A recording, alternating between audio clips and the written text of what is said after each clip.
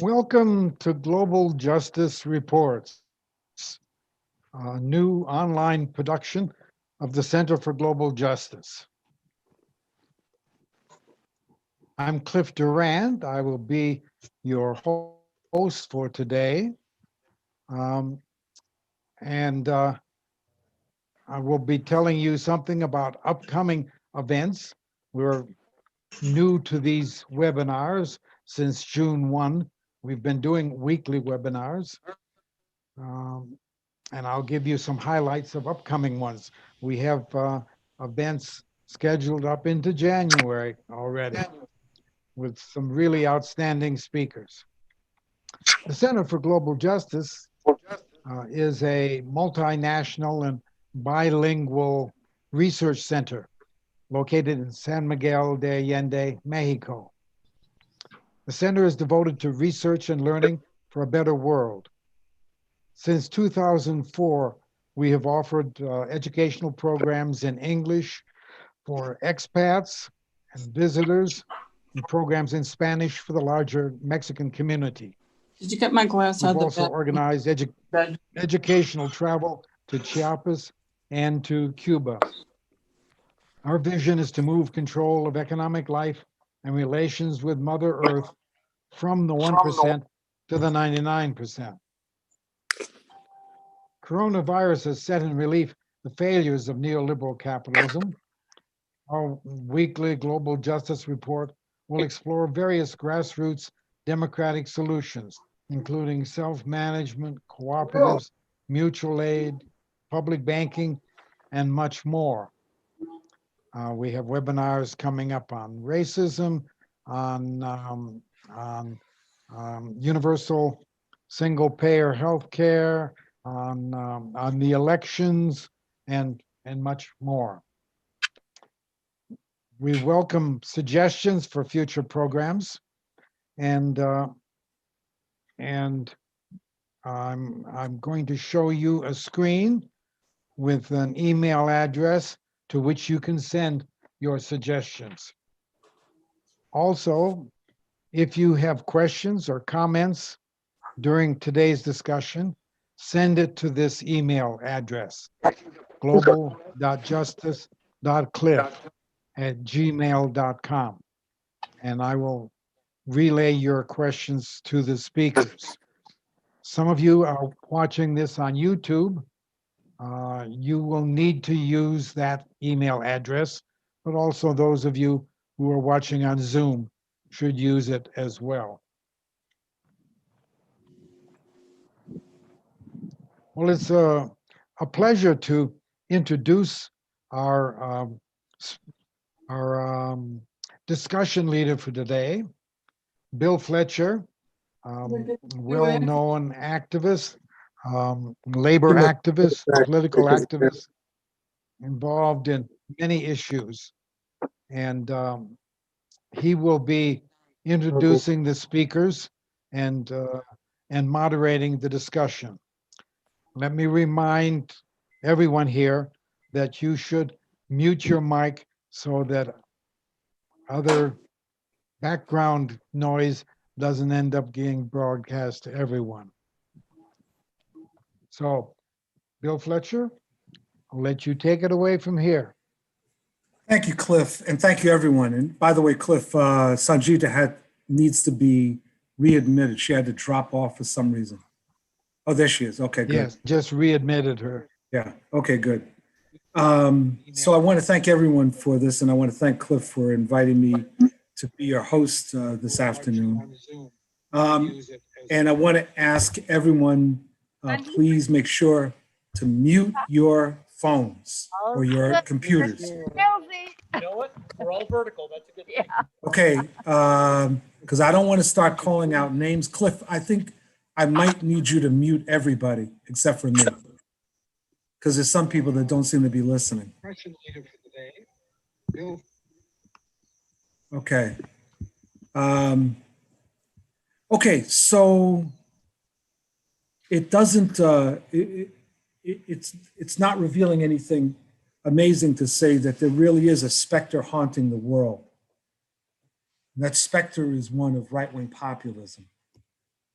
And whether it was the neo-fascist organizing in the Midwest of the United States in the 1980s, or in Europe in the immediate aftermath of the collapse of the Soviet bloc, whether it was the morphing of the Lega Norga in Italy, or in fact the rise of Al-Qaeda in the Muslim world. We see this phenomena of right-wing populism taking religious and secular forms, sometimes evolving into outright fascism, frequently armed, at a minimum, very intimidating.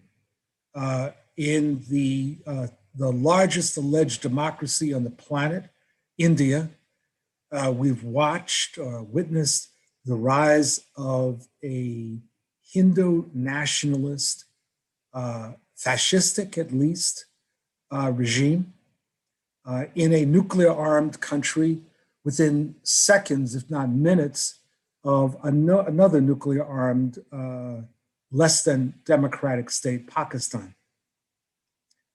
This phenomenon of right-wing populism, neo-fascism, and authoritarianism is today's discussion. And it really will be a discussion. We have excellent panelists.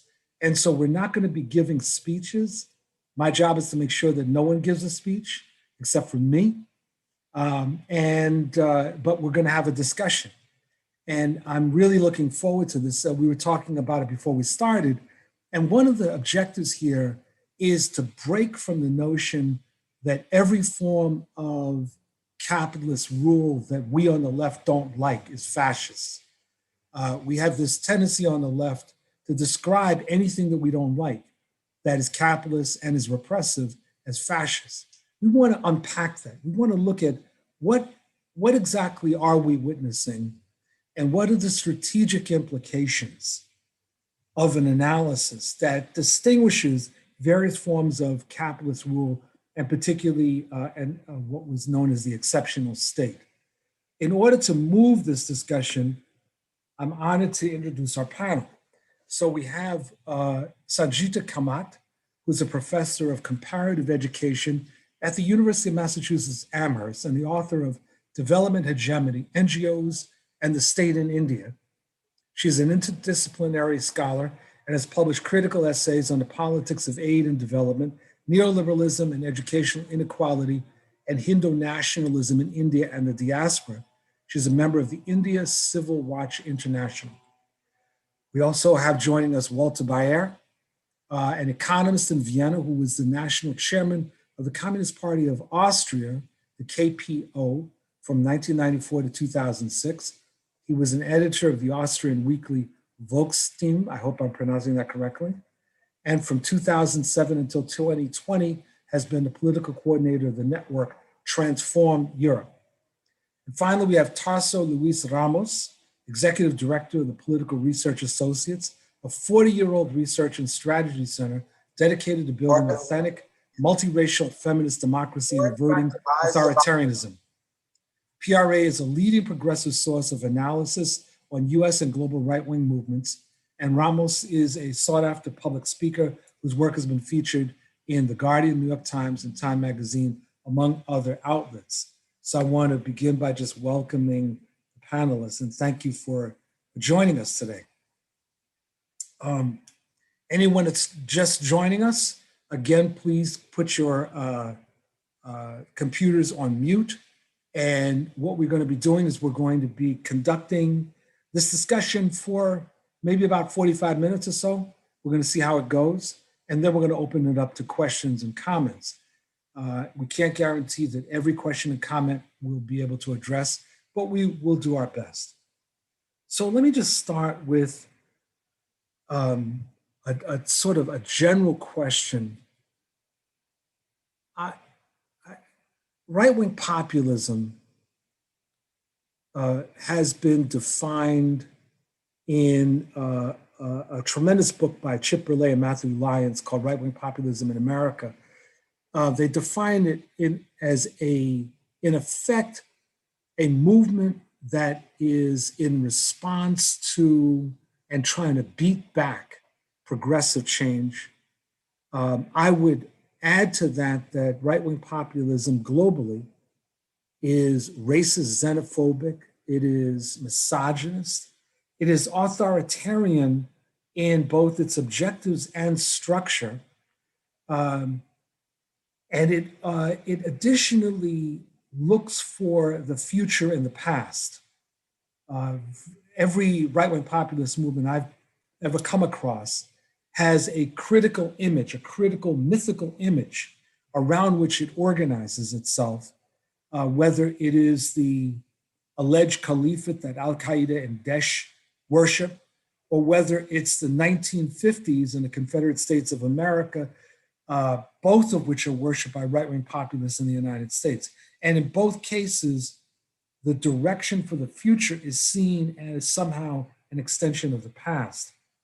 If that is correct, and you as a panelist may not agree, and you're free to disagree, what would you say explains the expansive growth of right-wing populism as a global phenomenon since 1990?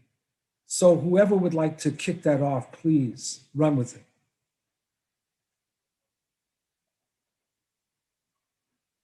Or do I need to call on you guys?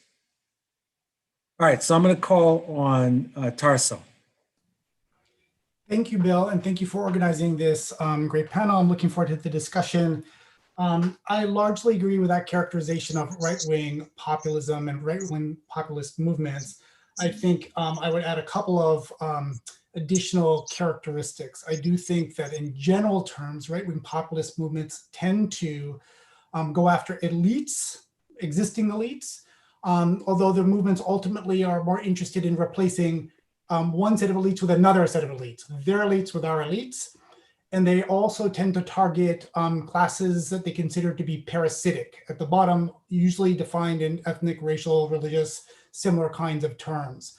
And so there's this notion that the people, the real people, right, are being squeezed between parasites at the top and parasites at the bottom. And the response is to organize to get the right sort of elites in power. And so it's anti-elite, but it's not radical in the sense of getting to the root problem of inequality and so forth. I might contest you a little bit on the notion that all right-wing populist movements are captured by nostalgia. In this, I think no more so than I think most left popular movements are captured by nostalgia. And I might even argue that increasingly, at least at a leadership level, the most effective movements on the right are actually much more forward-looking. They imagine a different future, more horrifying in many cases than a romanticized past, if I might offer that. With respect to what's given rise to right-wing populism globally, given the limits on time, this will be a little glib, but I think that a few things for sure, right? One is the collapse of the Soviet bloc, the kind of bipolar geopolitical arrangement that we had up until that point. The rise of neoliberal economic arrangements and the incredible economic inequalities that those have driven. And parallel to that, the rise of mass-based religious movements, on the one hand, often giving a mass voting base, among other things, an organizing base for regressive politics, often in alliance with neoliberal elites, strangely enough, on the one hand, and then the rise of racial and ethnic nationalist movements. So if I were to say what the key drivers are of right-wing populism globally, it's been this collapse of the previous geopolitical set of arrangements, the rise of neoliberalism, and moving into some power vacuums, mass movements that are either theocratic or racial and ethnic nationalists, or in some cases, a marriage of those two, which I think we see, for instance, at least to some degree on the Indian subcontinent and some other places. Thank you, that's great. Sangeeta, do you want to add anything, or Walter, either one of you, to what Tarso just laid out? Well, Europe in a certain way offers a privileged position on discussing the issue from a theoretical point of view, because Europe is not a state and it's not a union. It consists of 55 states, nations, whatever you may call that, and even the European Union consists of 27 states. And that means that what we see when talking about the far right are, so to say, 50 shades of brown. And from that point of view, I'm skeptical whether it is very useful to coin one particular notion to describe the phenomenon. Otherwise said, and I know that it is always difficult to transfer, so to say, the linguistical experience from one region to another region, but I'm very, very reluctant in employing the notion of left-wing populism, because that, in Europe at least, immediately raises the question of left-wing populism. I believe that the argument from Laclau and Chantal Mouffe saying, well, populism, that is a style of politics and that can be employed either by the right or by the left, is profoundly wrong, because that, what we call in a sloppy way right-wing populism, usually is a rivalry among the capitalist elites on how to govern a country in a political and economical crisis, while that what is referred to as left-wing populism or a socialist transformative strategy aims at changing the class content of society, and that is qualitative the contrary. And analytically, I would say from a European point of view, I mean, we have parties like the Fidesz in Hungary or the PiS in Poland, which reflect the transition crisis from the Soviet system to a very brutal neoliberal system. Then we have mass parties like in France or in Italy, La Lega, Rassemblement National in France, which reflect the disenchantment of large layers of the working class with social democracy.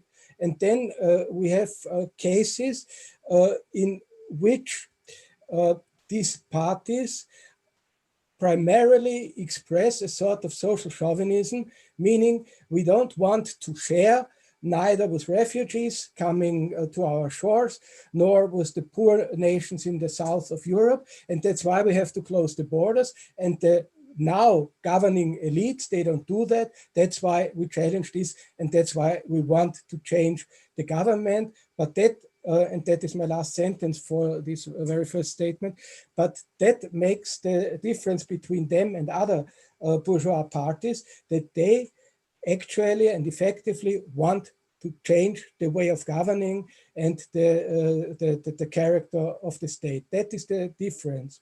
And I believe that that is not sufficiently described through the notion of populism that has to do with reaction, capitalist reaction against progress, may it be reformist or revolutionary. Sangeeta, you want to add anything? You're on mute. Yeah, I'm not quick enough with the unmute button, but thank you so much for hosting and organizing this conversation, both to the Global Justice Center and to you, to Bill.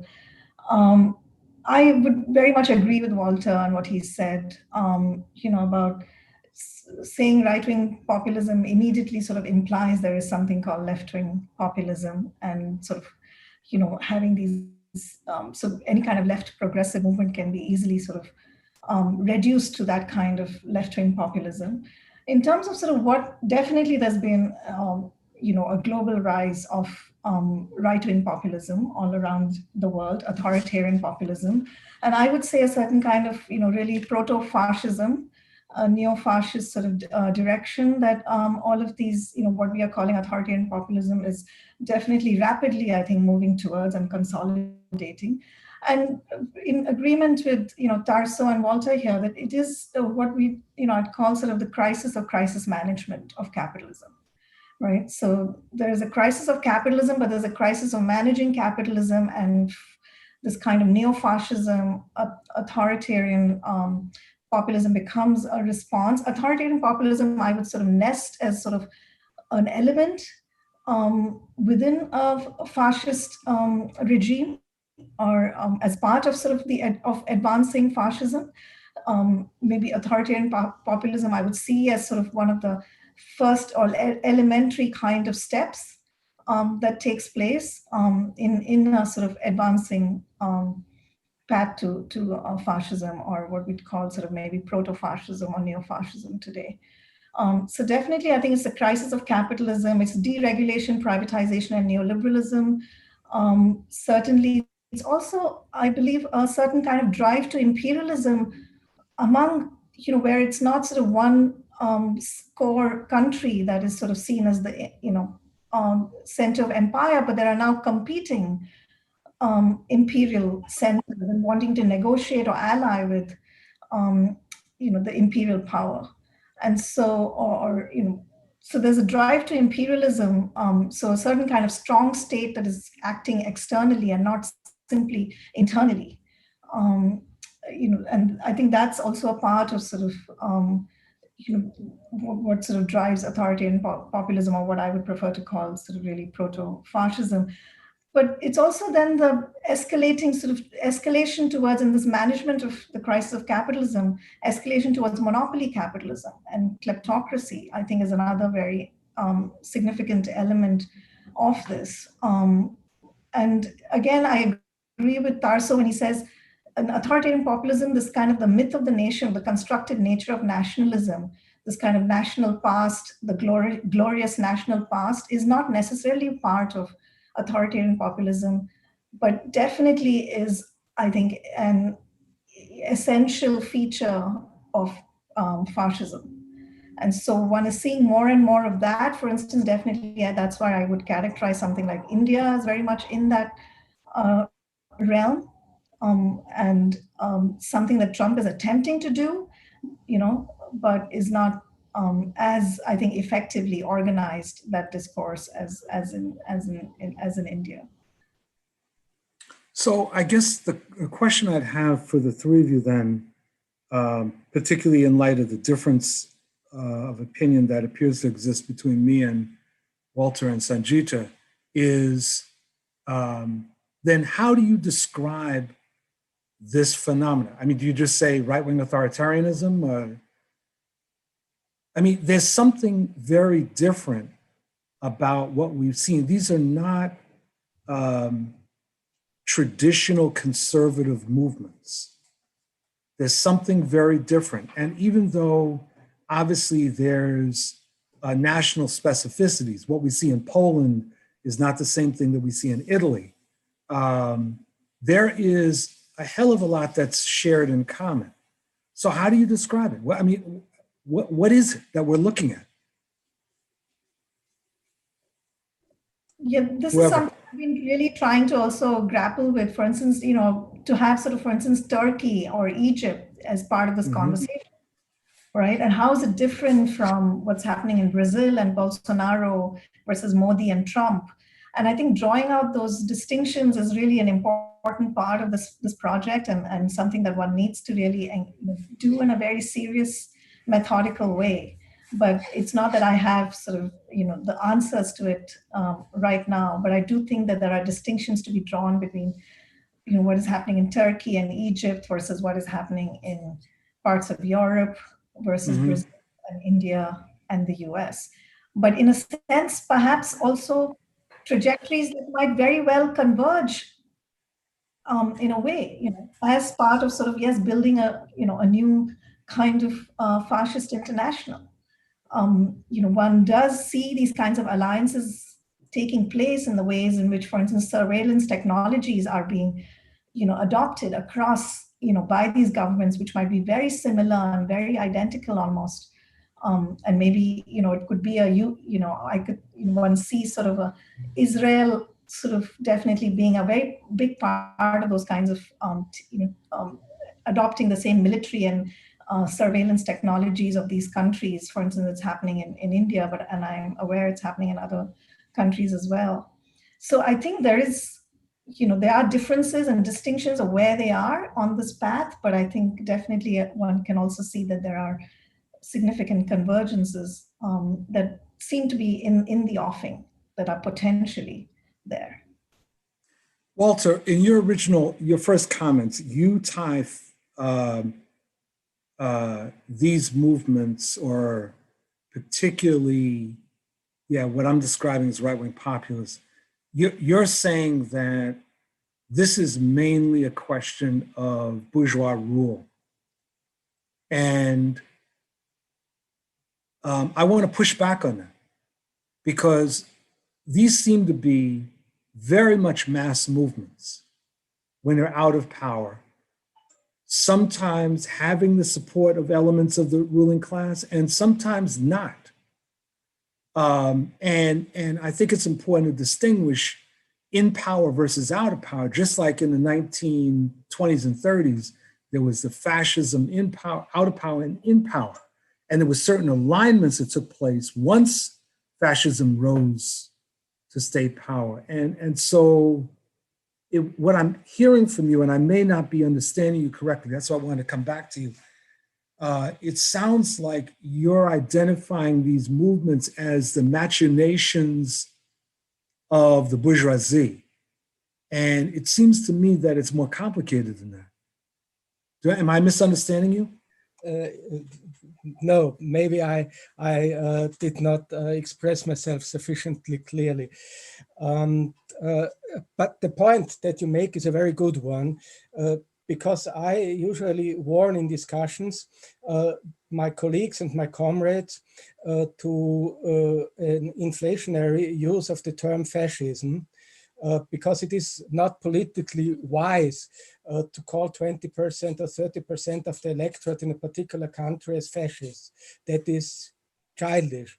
But from an analytical point of view, a big mistake of many people is that when they talk on fascism, they talk with the knowledge of the retrospective, meaning they talk on Shoah and on the Second World War. But what actually the theory of fascism was originally was observing the development in the 20s and in the 30s of mass movements who were not in power. And in my research, I can prove in detail actually that many things which the theorists of the 20s and the 30s, Otto Bauer, Karl Polanyi, even Leo Trotsky describe as the rise of fascism, it resembles very much to that what today political scientists describe as right-wing populism. I would say in Europe, the point is that Europe experiences a deep, deep crisis of identity, having been the center of the world with all these colonial empires, and after the decline of the colonial empires, the financial empires, all this economic, political power, this vanishes, and that creates identity problems within the populations, and this creates identity problems within the ruling classes. And I would say that what we see in Europe now is a rivalry between, roughly speaking, two concepts of defining the new place of Europe in the world and of defining the way of governing the societies.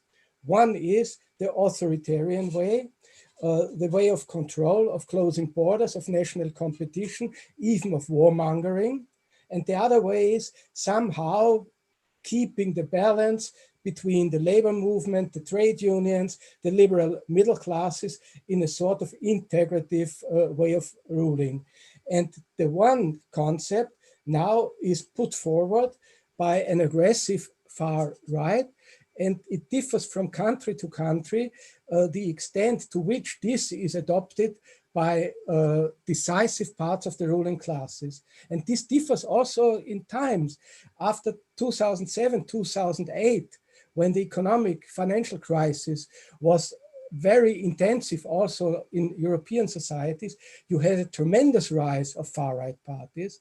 From 2015, 2016 on, you had a decline of these parties, split of these parties, crisis of these parties. So that means this is a process. It's not a conspiracy of the ruling class. It is a competition of political forces to get the support of the ruling classes and to be assigned to shape the new way of governing. And I believe the big advantage of the notion of fascism in an analytical, not in a political way, is that it makes clear that there is a intensive and organic connection between the interests of some parts of the ruling classes and the capacity of certain movements to create hegemony for their interests. So Tarso, where does the working class fit in all of this? There's, in the United States, there's in mainstream media, there's constant reference to white workers as being Trump's base. And there's been a lot of dispute about that. In the history of right-wing movements, there have been various appeals to the working class. I mean, the name of the Nazi party, the National Socialist German Workers' Party, and the fact that their colors were red and black, indicated some interest in something with regard to the working class. Where does the working class fit in this whole schema? So that's a great question. And I'm going to get to it by way of riffing on a little bit of what I heard from Sangeeta and Walter here. Because I do think that it is useful to understand that right-wing populist movements do not necessarily produce authoritarian conditions. It depends a bit on the strength and the response of the state and of ruling elites. And so part of what's happened here is that neoliberalism has created conditions by which the state is not capable of, and in some cases not interested in, resisting the authoritarian capacities of right-wing populist movements. And so this is not just a question of ideal types. We have to historicize what's happening in this particular moment as we get these movements. And I also am sympathetic to the problem of a certain kind of liberal discourse wanting to not deal with the ideological content of these movements by referring to them as populist. And so I do think that's a problem. But I also don't want to let the questions of tactics and strategic communications interfere with our base analysis either. I think there's some legitimacy to talking about right-wing populism, and then understanding that one of the ways that elites get out of dealing with the crisis of legitimacy of failing liberal democracies is by making it all to be a problem of mob rule, right? This kind of a discourse, which I agree doesn't help us and is dangerous. And I've noticed that this is more prominent in Europe actually than in the United States, is an escape valve from dealing with the rise of the right. And so that's a real problem that we need to solve. With respect to your questions about class in all of this, Bill, I would say that, first of all, if we look at the base, the kind of sociological base of support for far-right politics, let's say the phenomenon of Trump in the United States or fascist movements in other places, you often get it from the upper middle class, right? Whether it's the burger class or whether if you look at who the early Trump supporters were in the United States, they tended to be white men who are making at least $70,000 a year, $70,000 to $90,000 a year, not poor people, not struggling. This is not the precariat, but a strata that does feel precarity and feels its relative status in jeopardy, right? Relative status, not absolute status in jeopardy. And often that is a core basis of support for far-right, fascistic, let's say, movements. And I'm saying fascistic, I don't think that all authoritarian movements are inherently or ultimately inevitably fascistic. And I want to return to that theme at some point in this conversation about what distinguishes fascism from authoritarianism from other sorts of things, because these distinctions are quite important, it seems to me. But back to the class politic piece, I would say that most of what I would call the main drivers towards authoritarianism globally are movements that have a mass character. And so they certainly overlap with the working class, which is in most places, certainly in the United States, a multiracial phenomenon. To speak of the white working class is in fact to speak of mythologies, right, of history and of contemporary politics in the United States. But they have mass characters. So whether this is the mass base organized through right-wing Christian evangelical mobilizations, or whether it's a mobilizations by groups that 6 months ago we were still calling the alt-right, and we might now more generally refer to as kind of either the MAGA crowd or as proto-fascists in the United States. They have a multi-class character, but certainly one that digs into the working class. And they all do, they are all nationalist in the sense that they create a narrative of who the we is, who the true people are. That is, by definition, exclusionary, sometimes violently so. And this appeal to a mass notion is sometimes coupled with a specific class politic. It is in the case of most proto-fascist movements or right-wing populist movements that make an argument, for instance, that liberal democracy has failed the white working class, the Christian, population, and so forth. So there's a blending of a mass class notion with usually a racialized or a religious definition of who the real people are. That is also a vehicle. We draw on the classic work on mid-century fascism of Adorno and others, deeply masculinized. It's also very deeply about specific gender categories and traditions, and invokes a kind of militarized masculinity is the model from the family to the leader of the state. And so all of these things are part and a parcel of what the imagined people is. So it's the class dimension in terms of an actual economic strata is only one element of this. And I think this has always been the case. There's been a tendency for Marxists and neo-Marxists to want to focus in on the class character here and not contend as much with the gender, religious, and other dimensions of this, which are easily as animating, right, in this period, certainly, and I would argue in previous periods as well.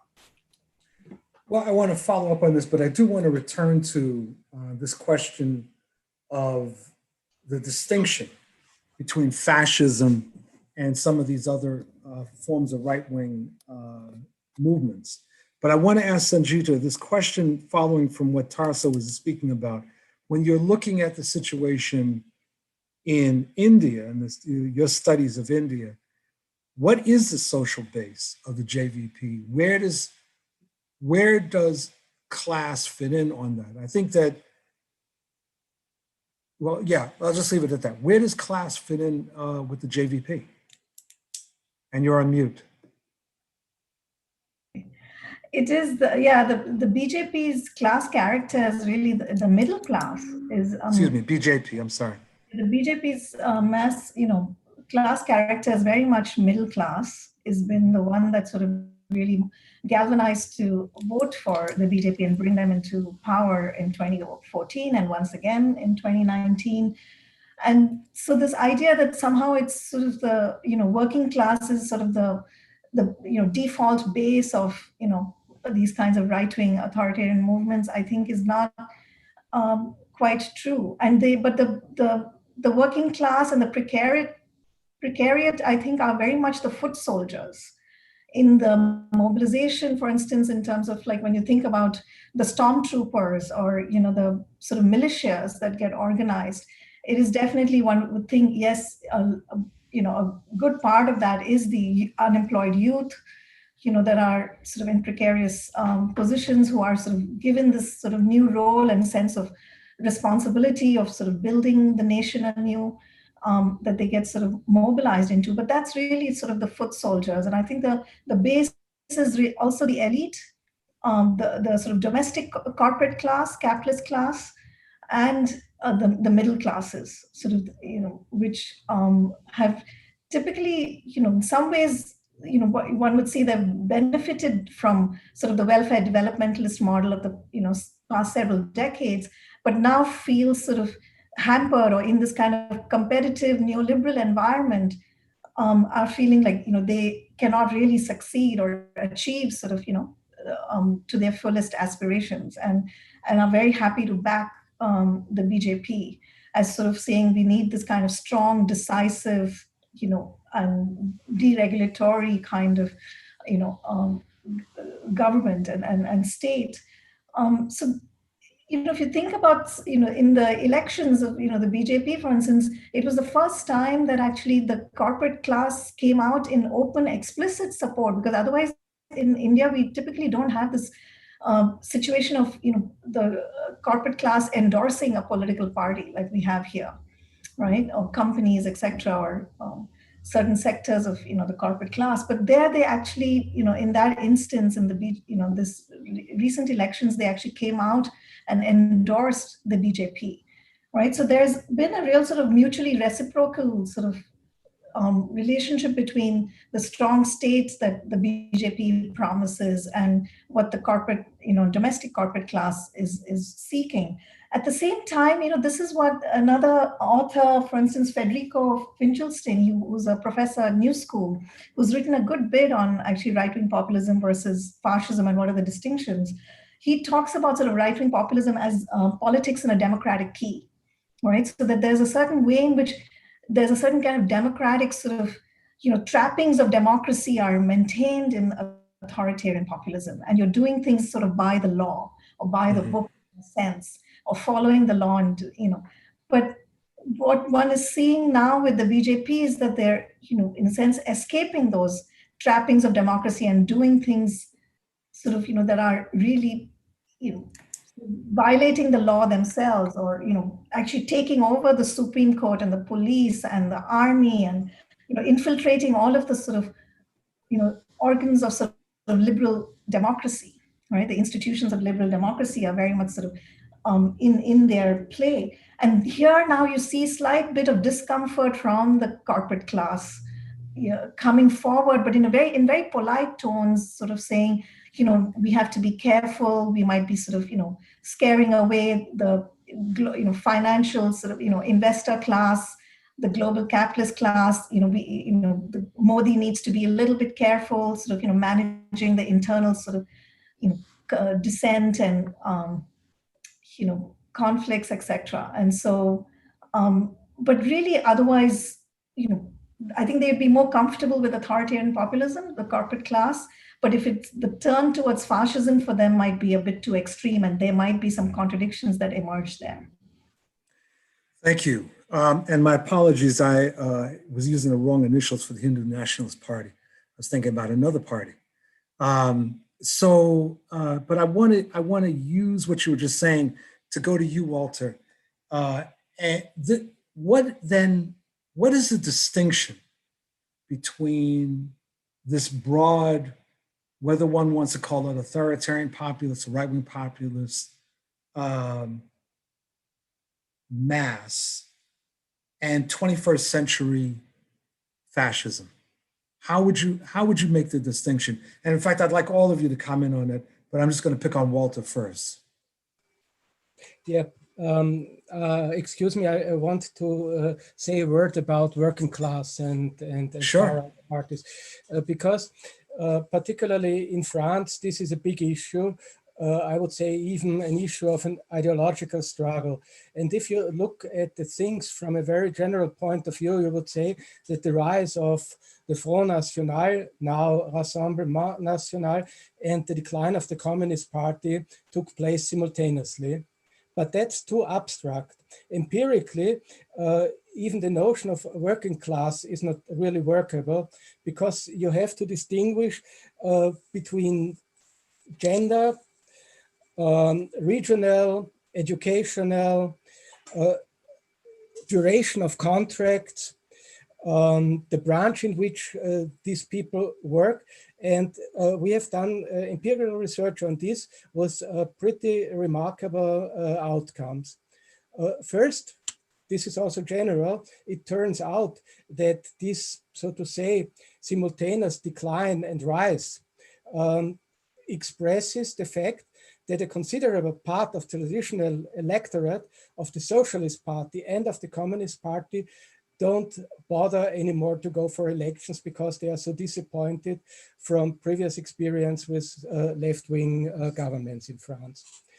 But when it then comes to a more fine-tuned analysis, firstly, you see that there is a very distinct split between parts of the working class who are prone to vote for a far-right party and parts of the working class who are prone to vote for the left. We had a survey at the last presidential elections where Jean-Luc Mélenchon and Marine Le Pen competed to each other. Complete distinct electorates, even ideologically, while the one who vote for Le Pen vote because they think security, migration are the most important issues to them. You have the voters for Jean-Luc Mélenchon. For them are healthcare, employment, social security the main topics. Secondly, there are three markers which distinguish the two electorates. Education. The higher educated the layer of the working class is you look at, the more they are prone to vote for the left. Second, the duration of a work contract. The less long the work contract lasts, the more people are prone to vote for the far right. And the third marker, which is interesting, concerns the exposition of the branch or the region in which they live or work to the international market. The more they are exposed to the international markets, the more they are prone to vote for the far right, the more their branch is connected with public services, they are prone to vote for the left. So empirically, it's not true that the working class has taken the decision to go to the right. That is an instrument of an ideological struggle. And now one sentence, because I don't want to be too long, on the question you asked, what's the distinction? I would say the distinction between a fascist movement and a racist authoritarian movement, might the two of them be in power or not, is their relation to the state. I would say that the characteristic of fascism is the qualitative change of the state. And that can happen revolutionary, as it happened in the 30s in Germany. That can happen gradually. And many people in Poland, in particular in Hungary, are afraid that that is underway by making impossible an opposition to articulate itself, which does not go without contradictions, as you see from the last municipal elections, where in Budapest, the liberal Democrats won the elections. But that what the Orban government systematically tries to do is to dry out the universities if they are not mainstreamed, to get cultural hegemony, closing down theaters, research institutions which are not supportive to the government, buying out mass media, controlling the electronic public media. That is aimed at controlling the state. That doesn't necessarily mean that they will be successful because they have to deal with the European Union. It's not that easy, but that's what exists and what we must be aware of, that there is a fascist possibility which might become material under the condition that the economic and social crisis even is biting more than it does nowadays. Thank you. Before I call on Tarso, just to you, the viewers, we're going to go a little bit longer than the 45 minutes in the discussion with the panelists.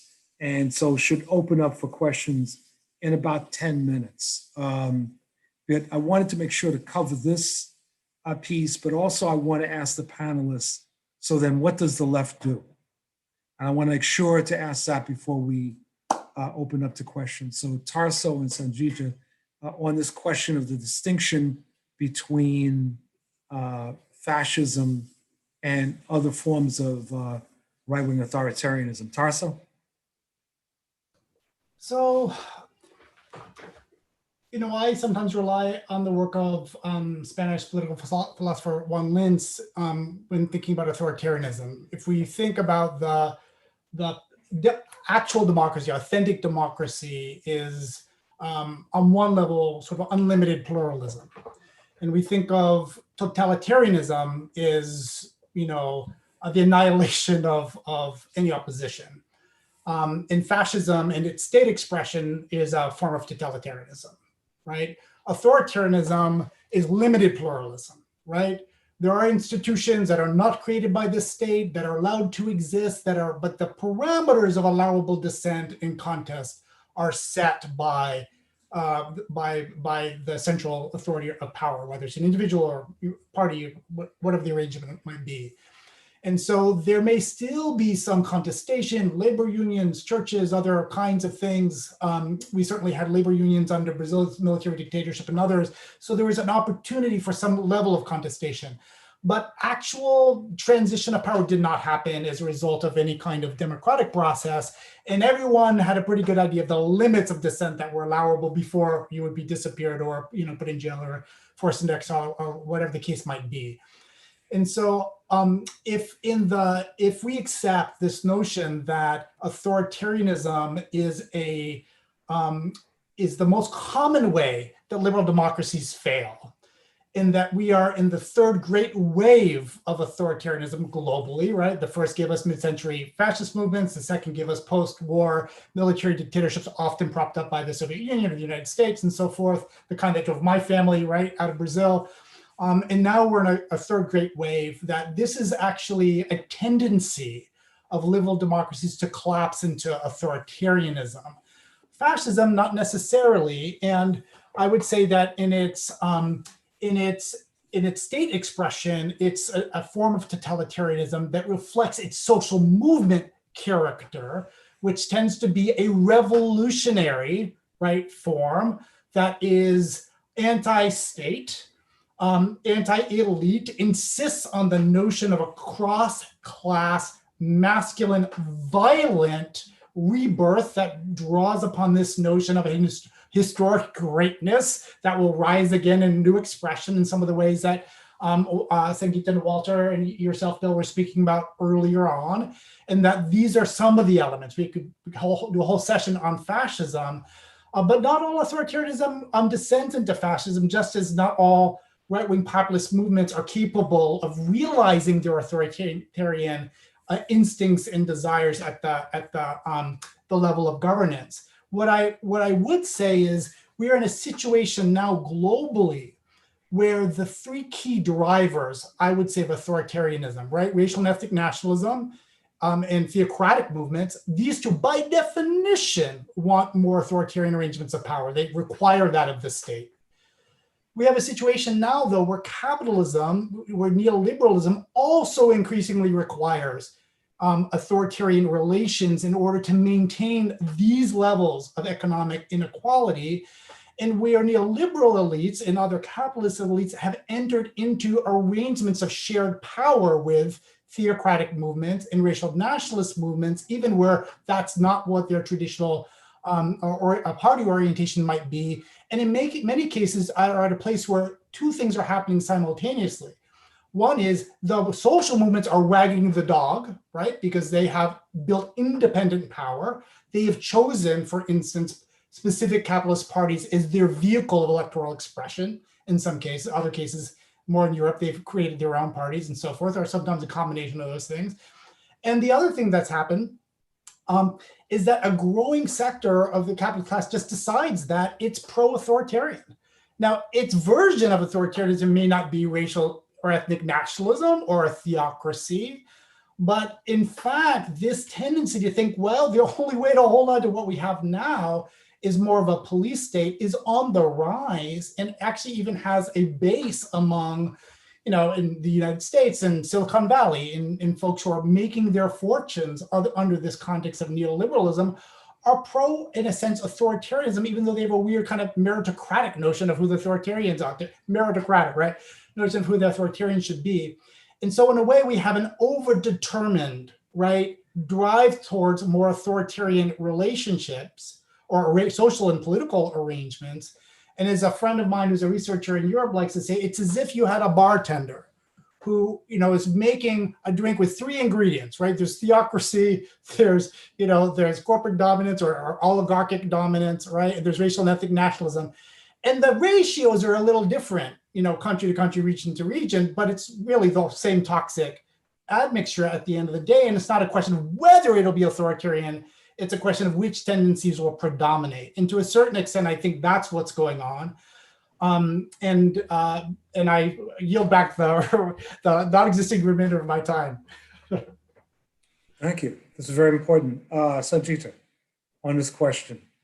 Yes. One is like, and again, following what Walter and Tarso have said, one is like, I don't think, fascism is not something that one can sort of build overnight, or just having a fascist leader is going to result in a fascist regime, right? A fascist state or society. It's about the society being fascistic, not, and then the leader sort of being propped up or, brought into sort of power by a fascistic society. So there's a certain level of, and again, I think it's so important to sort of bring in the cultural elements of neoliberalism, that neoliberalism is not simply an economic doctrine, right? And the way in which it sort of actually then permeates and percolates into sort of, mass consciousness is, I think, a very important sort of, again, setting the stage for a rise of a certain kind of fascistic society.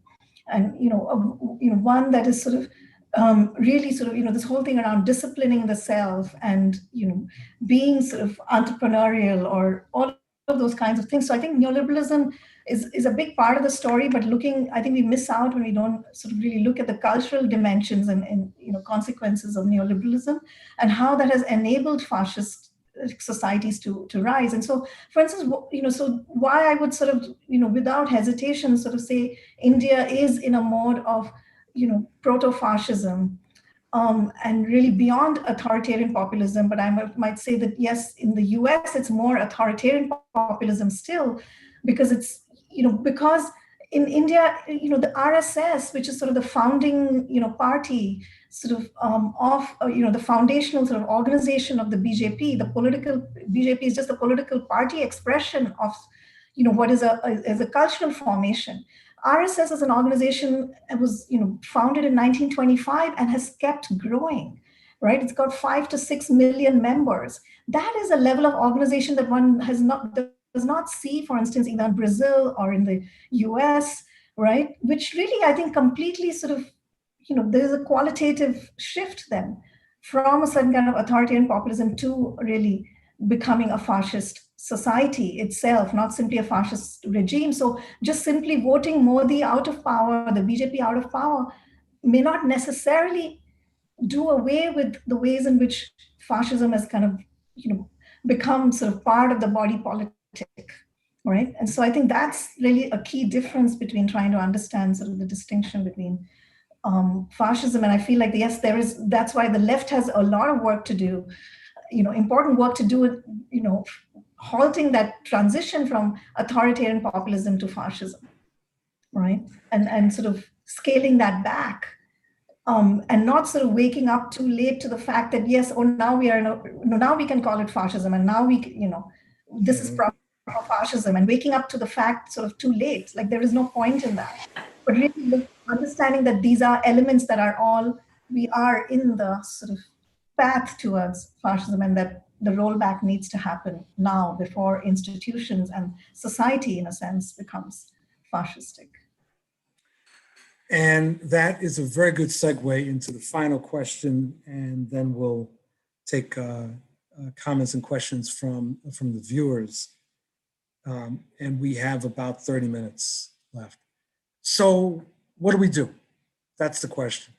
We on the left, speaking as leftists, in light of this global specter that has its specificities in each country, what do? So I'm going to start with you, Sangeeta. What do? You're on mute again.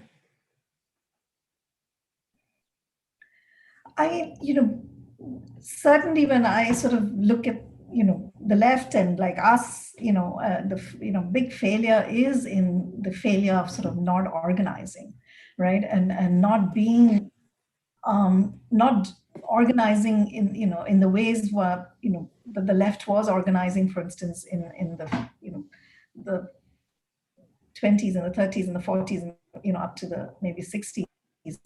But, and so definitely, some of my early work has been on looking at the NGOization of sort of this kind of grassroots organizing, right? And that definitely, I think, has thwarted sort of, the way in which one can, because it is very much a sort of also the cultural phenomena, right? Fascism. And so it means sort of really working with and organizing at the grassroots, which I think left parties generally have sort of really, in some way, that's where I think we've really failed, to be at sort of, the forefront of mass organizing and mass membership, building mass membership and mass base. So there was another point that I wanted to make, but I'm just sort of forgetting what it is, but I'll hand my place over. Okay. And come. All right, we'll come back to you then. Walter, what do we do? Yes, I'm aware that this discussion takes place in the different regions under completely different conditions. One of the conditions in Europe is, of course, the fact that we still have left radical mass parties, some of them being more successful, some of them being less successful, some of them in government, some of them in opposition. And that makes, of course, a difference. And in the discussions which we have in Europe on the far right, there are two extreme positions. The one position is the one of, so to say, the young radicals who say we have to confront the fascists militantly, and whenever they show up, we have to beat them up. We have to prevent them from making their rallies and manifestations. One variant. The other variant is the ones who say, well, fascism, right-wing nationalism is such a horrible thing. We have to unite all the forces who are against it, from liberals to Greens to humanists of all sorts. And the latter ends usually up by saying, and that's why we have to vote the Social Democrats, because they are the last resort which we have. I would say that the question in Europe is to find the right combination between two aspects. The one aspect is, and here I fully agree with the idea that we have to put center stage the question of culture, because in all our societies, on the one side, there is a process of dehumanization underway, and it's triggered by neoliberalism and its brutal and social Darwinistic foundations, if you want to say so. But at the same time, you have huge resources of humanist movements.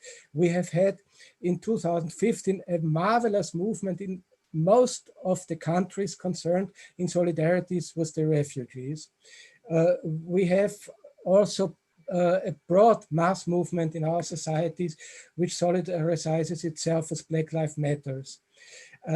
We have large parts of the Christian communities and churches who are solidaristic with the refugees and who are opposed to far-right nationalism and chauvinism. And I think the left must be able to unite with all these humanistic forces in the society. But I also believe that the left must renew its class base. And that's not an ideological issue to refer to a working class, which most likely have not even existed in the 50s or in the 60s. The working class of today is multinational, multi-ethnic. It's women, it's the care sector, it's public sector, it's unemployed, it's precariously living people. And that requires a new notion of class consciousness and class solidarity. I believe that only in this combination of being a class-orientated movement and to be a movement who upholds contact with all layers of society, which are democratic and humanistic, can build the wall against the rise of fascism. And the problem in Europe now is, since the situation in the different countries differs very much, to find the right combination between these two aspects. And there is not one size fits all strategy, because in Spain, there is the left in the government and copes with the pandemic. And you have, for example, the municipality of Madrid saying the pandemic, that is an issue of the working class neighborhoods, that's why we have to blockade them. That's the situation in Madrid, where it's obvious that the pandemic has this class aspect.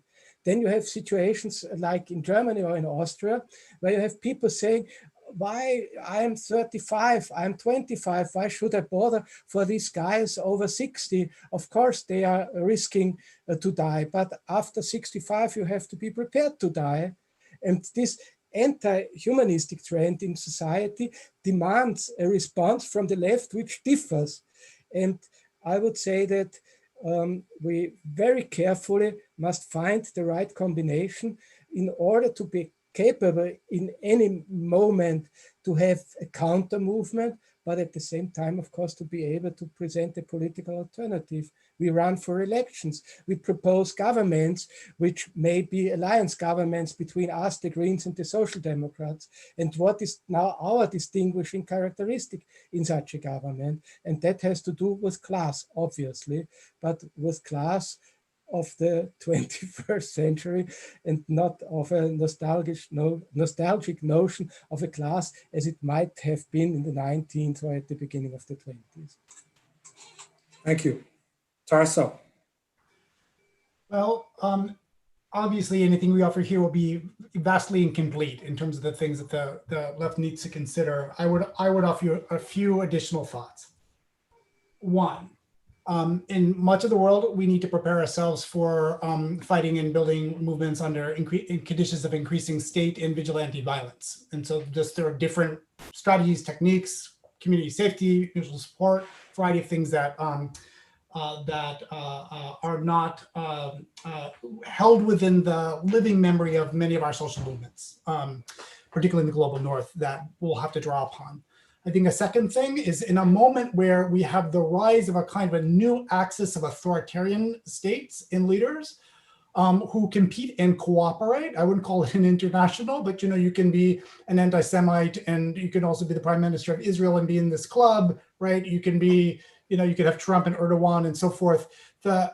These folks understand where the winds are blowing, and the game of statecraft is to be in this new global arrangement that is still developing. It seems to me that any left that is responsive to this moment has to position itself as an anti-authoritarian internationalist left.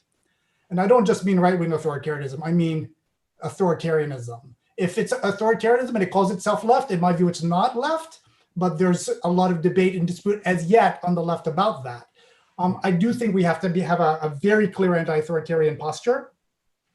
I think in many places, and maybe this has come up in this conversation before under the context of culture, I think there's a fundamental fight the left has been losing, in some cases because it hasn't waged it at all or very well, around who's the we. Like who are agents of history, who are members of our society, to whom is government responsive? The right has been extremely effective at defining the we in narrower and narrower, more exclusionary and more violently expulsionary ways that in a way is parallel to the kind of tendencies within neoliberal capitalism. If we read Saskia Sassen around this notion of expulsion. Actually, we're not trying to incorporate everything. We're willing to just get rid of some of it. We're willing to just eliminate some of it, whether it's in the economic modality or whether it's in the social and cultural modality. I think this fight for the we is critical. It relates to themes that Sangeeta and Walter are raising about who do we mean when we talk about the working class or working classes, right? And how do we actually form mass organizations, whether defined as worker organizations or in some other way, that actually reflect that notion of the we? that people could imagine themselves belonging to and thriving within and wanting to be part of. I think without winning that fight as to who we are, right, what we represent, who gets to be represented in society, who has a claim on society, we lose everything else, right? There's no political or social or any other kind of traction. So I do think that while, for instance, in this particular moment in the United States is incredibly politically fraught, the balance of powers are very much arrayed against us, it's actually culturally a very interesting and generative and complicated moment in terms of that contestation finally over who's the we, from which I take some heart and some hope. And I do think we need to lean into a notion of a multiracial, ethnic, if it's the vernacular that works, feminist governance in economies. And if we don't understand that part of how authoritarianism builds itself is on the pillar of misogyny, and if we're not clear about an answer to that, that is feminist in its deliberately feminist in its expression, in its leadership, in its imaginings of community and care, I think we lose, right? And so I think this question of that tends to get reduced in left discussions about identity politics and so forth, a bunch of nonsense, is really a question about who's the we and what are our core values. And part of being anti-authoritarian is in fact having a gendered answer to that, as well as an economic answer to that, as well as an answer to that with respect to race and to ethnicity. And then I think finally, the left in many parts of the world has got to get over its aversion to engaging with faith and religion. And this came up already in passing. And I will just say to my comrades here in the United States, as an example, not as the paradigm globally, is that anybody who thinks that you build power in a place like this without engaging this question of race, or without engaging questions of religion and faith, it's just not a serious power analysis. And so when I say that the left is much or more a prisoner of nostalgia, right, than these right-wing movements, I'm very serious about that. We have to learn from our mistakes and engage the material and cultural realities that we're actually embedded in if we actually have any hope of building real, authentic, multiracial democracy worth its name. So I think we need to block the further consolidation of authoritarian power, and we need to build alternatives and figure out how we do those things at the same time. Great. If I could just quickly add a couple of points to just, that sort of piggyback on what Tarso has said. One of the things I wanted to add, that really resonates with what he said was, that the whole sort of remaking of history or building a new narrative that the left needs to do, and that we have really not been able to. And, and these are very much the same discussions and debates that we are having within sort of, the Indian diasporic left also around sort of, again, how do you engage with, because it's a Hindu nationalist movement, how do you engage with sort of, the religion of Hinduism that, but in a way that is going to be feminist, anti-casteist, rather than just say, okay, we are completely, we're leftist and we don't engage with religion and we're atheists, right? And so we're anti-Hindu. But we want to be anti-Hindutva, which is sort of the right-wing ideology, and then the remaking of what is a Hindu identity by the right? How does the left sort of take it back and reconstruct that in a different way to build these new sort of alliances? And the other thing that we have seen, for instance, with the BJP and the Hindu nationalist regime has been the way in which they've been going after intellectuals, scholars, and activists who write in the regional language, which means that they're the ones who speak, not writing and speaking in English, but really in the regional languages in India. They've been assassinated, right? They've just been eliminated because they're the ones who are really can be speaking to the proletariat classes, the rural and the mass base of the rural and the agricultural sort of and the peasantry in the countryside.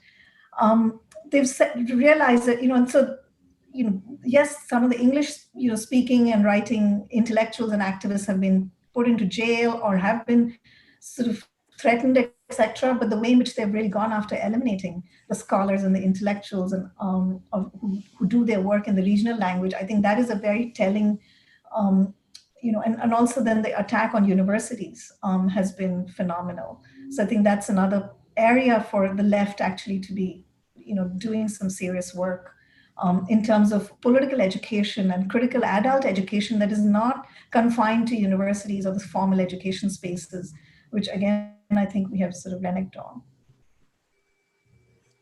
Okay, we have 14 minutes. And so, Cliff, do we have some questions?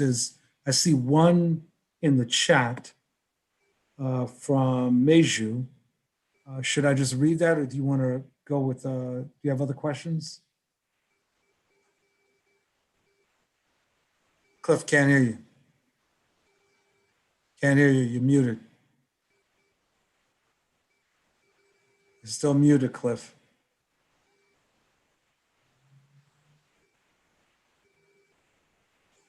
Okay, right. I couldn't unmute while screen sharing. Sorry about that. Okay. Yes, we have some questions that have come in. Let me just share one with you that has come into the email, and from Gregory Diamant. And I will. Why don't we read several of them, Cliff, given the amount of time, and then the panelists can pick whichever one they want to respond to. All right. Some of them are a little lengthy, but and I would like to screen share them so that you can see them as I read them.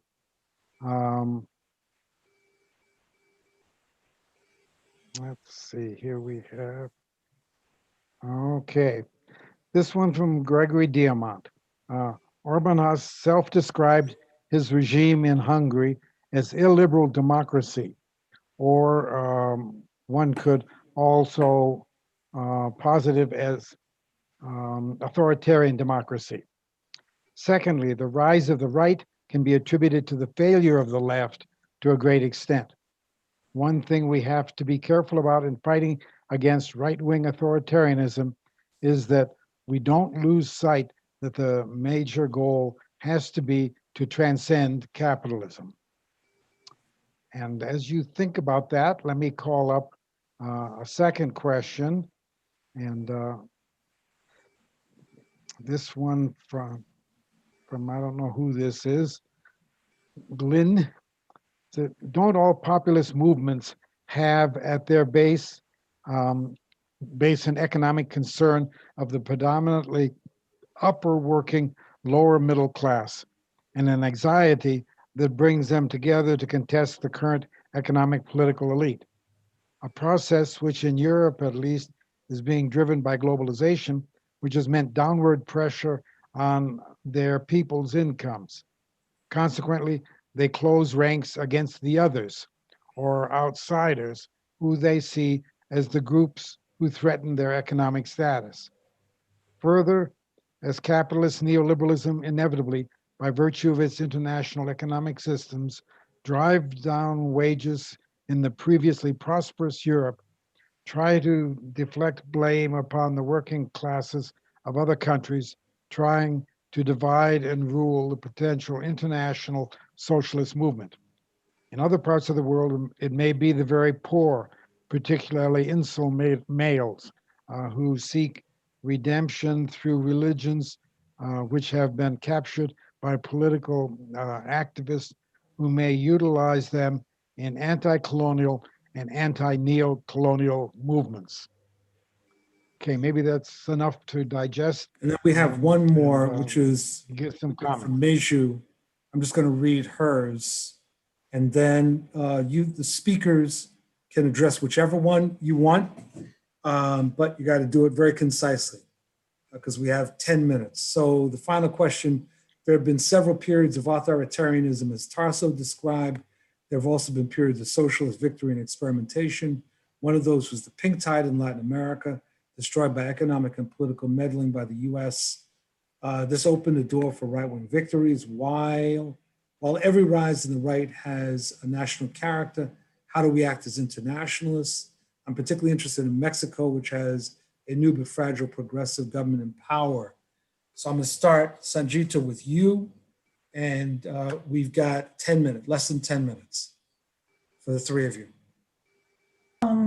Okay, I'm not sure I'm going to get to, all of the questions, but I'm going to pick a certain, couple of points that were raised in the email questions. You got 3 minutes.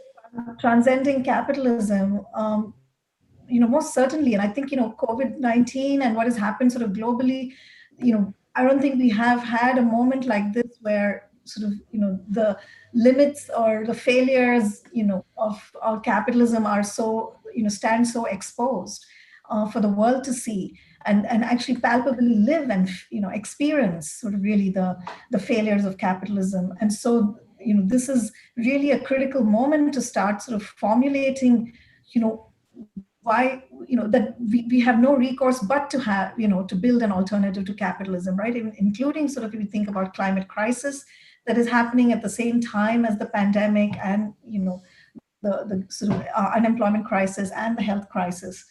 That's one thing. The other part, there was a question around sort of really looking at sort of, that it's how, the othering, starts because there is a certain way in which there's the working class in a country is suddenly suffering and, their wages are not going up or their, standard of living has been affected. And so they start sort of blaming this, the others. And I think that that's really, a very limited explanation, because in India, again, if you see that, the Muslim minority has been made the enemy in the other, and the Muslims in India are actually are at the sort of the poorest of the poor. They represented the poorest of the poor, and who's the one who's doing the othering is the affluent classes who are actually making their fortunes on Silicon Valley and in the new tech economy, right? And in the new outsourcing economy.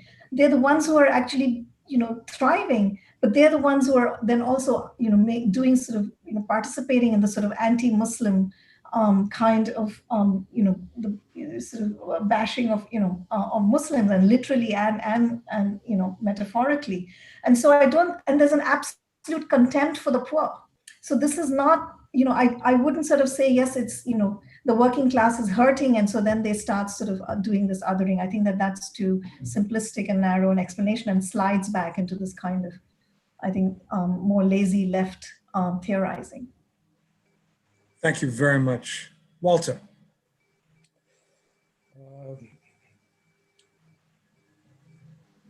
First, let me say this just to avoid any misunderstanding. I truly and deeply believe that the left must be anti-authoritarian and it must be feminist, otherwise it's not a left.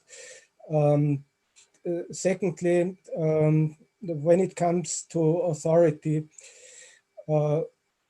I think that the socialist left must look more deeply into the world of labor. Because actually, where authoritarianism in the society is rooted, apart from cultural behavior, is the capitalist production process. And neoliberalism is genuinely anti-democratic because it's based on private property.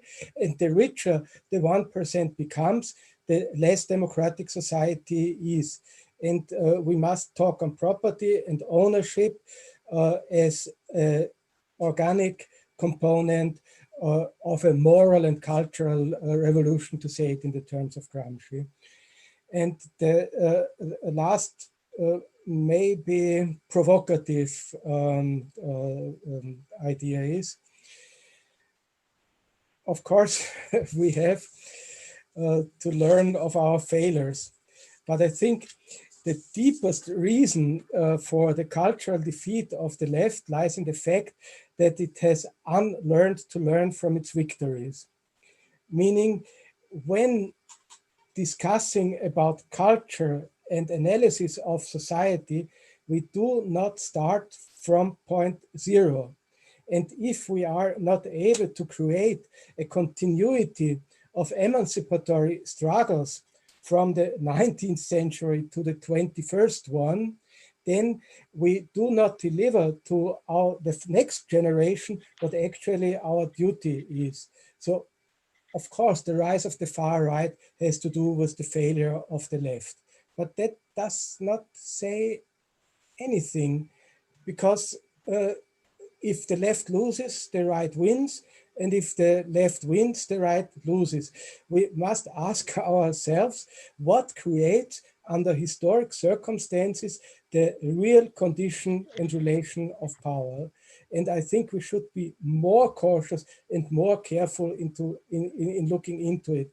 And last sentences, I forgot this at the very beginning. I'm very grateful that you have invited me for this very interesting and fascinating panel across the continent, which show that today's capitalism is not only characterized by individualization, but also by global socialization of our capacities, and let's make the best out of it. Thank you very much. Tarso, you have the last word. Well, just a few things. I think that to avert the further consolidation of power by far-right forces in many different regional and national contexts will require the exercise of power beyond what the left has at its disposal. And so there are some conundrums there. I don't think that in many cases we will forestall the consolidation of authoritarian power, for instance, without actors that are not aligned with our vision of a transformative society, whom we need to be in relationship with, and we need to act. So there's a block operation here that needs to be larger than the left. And there's a build operation that, of course, will be grounded in the left and needs to build beyond the capacities we currently have. And that won't always, the block activity can't always be anti-capitalist in character for obvious reasons. We need class defections, we need parts of the elite, various kinds of elites to act to forestall the worst things from happening, even if it's done from a kind of desire for a status quo ante that none of us have any interest in returning to. So I think that's part of this. I think that our movements need to be, as motivated by freedom as by power, and holding those things together and thinking about what are the vehicles for not only state and governing capacity, but for liberation, and where does that lead us into activity against the state? Where does it lead us into activity within the state? And where does that lead us into activity outside the state? And often debates on the left are about whether we do one or the other of these things versus what's the array of our energies across these different kinds of capacities. And of course, as we lose access to the state in many cases, we have to adjust accordingly across those pieces. And I guess the final thing I would say is, I think we're in a generational scale struggle, at least here. And so the other thing we need is a sense of time and of scale for what's going to be involved. If history is any indicator in terms of waves, authoritarian waves, this is not going to conform to election cycles, even if those are inflection points in various nation states. And so I think, thinking about a 20, 30-year cycle here for the left is also a really important thing for us, so that we don't just think about what we're doing next year, next 6 months, next 5 years, but to really have the spaciousness to think about cycles of work that will happen over multiple periods of overlapping periods of time. It's hard to have the discipline to think that way when we're on our heels. But in fact, if we're right that this is the kind of period we're leaning into, then we have to develop the spacing capacities for thinking along a somewhat longer arc of time.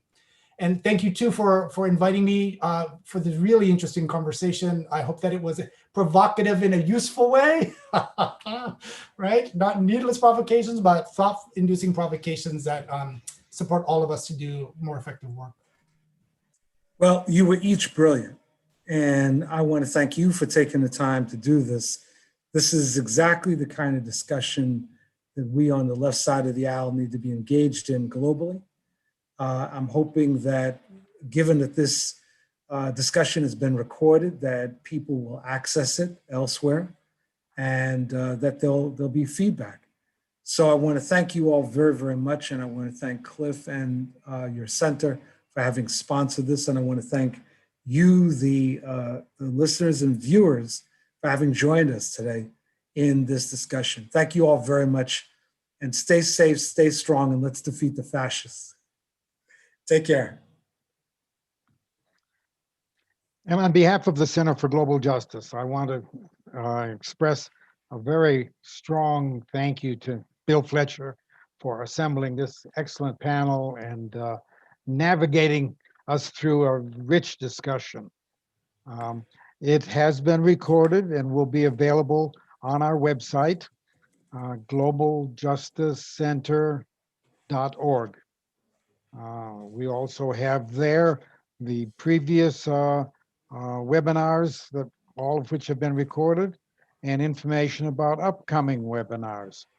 The one next week will be on NAFTA 2.0, the revised NAFTA, and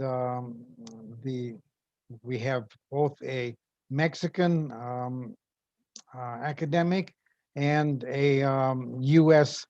Economist who will be talking about NAFTA, what's new in this new version of NAFTA.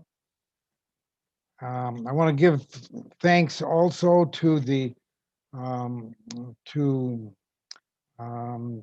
Liz Mestras, Gregory Diamant, Roberto Robles, Coletta Mora, Olivia Canales, and Betsy Bowman, our team that has worked on organizing these webinars. The following week, by the way, a special program for Columbus Day, as it used to be called. We will have a panel on First Peoples Day, where we will look at what can be learned from the first peoples from whom these lands were stolen centuries ago. We have many other excellent webinars coming up that you won't want to miss. There is also this one on, oh, that's this one. Sorry. We have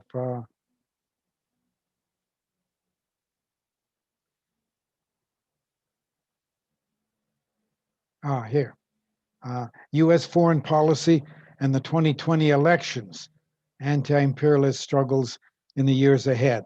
A talk by political scientist Harry Targ. So there's lots more coming. We've got programming already in the can up to early January. And as I say, we're happy to receive your suggestions for future webinars that you would like to hear. So hope to see you next week as we look at NAFTA 2.0. And thanks again to Bill and fellow panelists.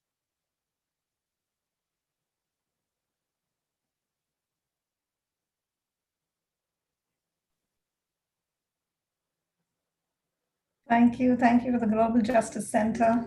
This was really valuable to my panelists. Yes. Yep, thanks to all. Yeah, it was a rich discussion. I want to congratulate you all for your very